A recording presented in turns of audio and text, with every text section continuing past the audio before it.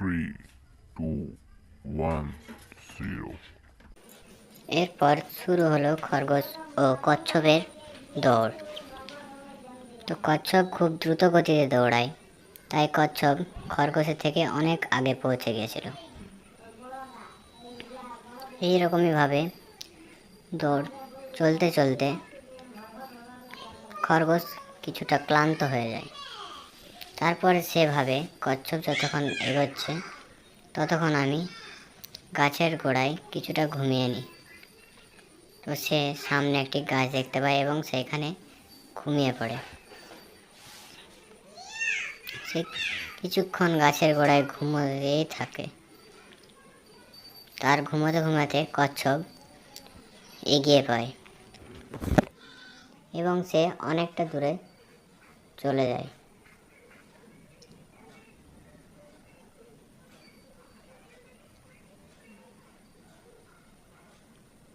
খরগোশ যখন প্রায় ফিনিশ লাইনের কাছাকাছি পৌঁছে গিয়েছিল,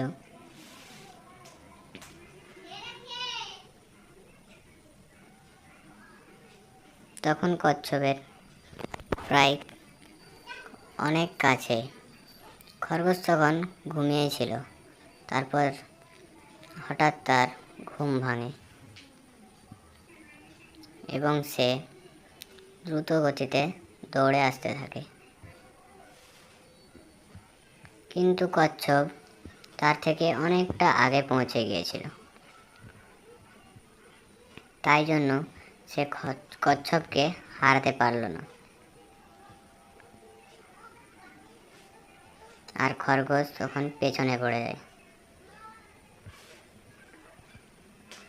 খরগোশ প্রায় পৌঁছে গিয়েছিল, তার আগেই কচ্ছপ এই দৌড় প্রতিযোগিতাটি জিতে যায়।